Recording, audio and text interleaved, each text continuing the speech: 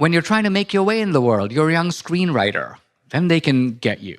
You're a young student who wants to finish your PhD and get tenure, they can destroy you.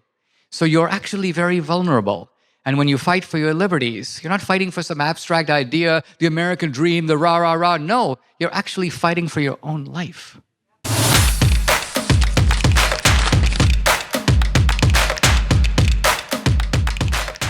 What warning do you have for the younger generation who is pushing for socialism and embracing socialism, communism, and thinking that's great? What are your warning to them? We're facing a real attempt, Orwell saw this, of an erasure of the truth.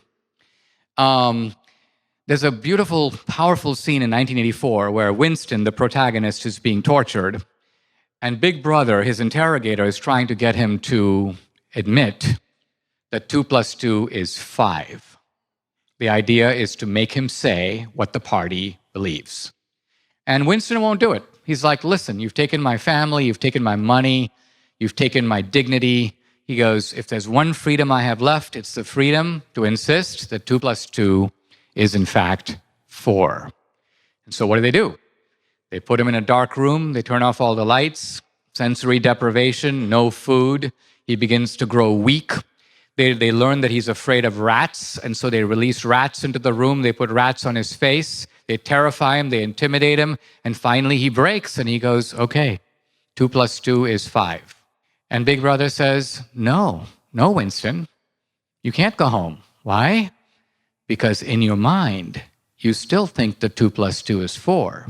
You're only saying that 2 + 2 is 5 because you think that's what I want you to say.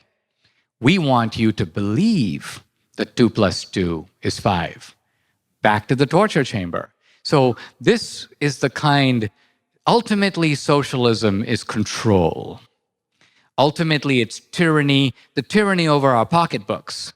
See, for Lincoln, your economic freedom and your civic freedom were the same. That's why Lincoln defined slavery as you work, I eat. Lincoln says that's the credo of the Democratic Party. Think of how it's still true. You work, I eat. And Lincoln says the credo of the Republican Party is that the hand that makes the corn gets to put the corn into its own mouth. That's the credo of the Republican Party, even now. Even now. So my message to the young people is that your liberties are far more endangered than mine. I'm actually in the public sphere. My wife will tell you, there are very few things that inhibit me in the public sphere. I don't care. One reason I can make movies, I'm not in Hollywood. They don't want to give me the Oscars, I don't want an Oscar. I hate the Oscars. I hate those people.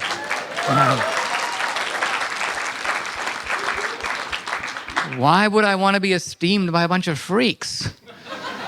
So they have when you have that kind of liberty, no one can get you, really.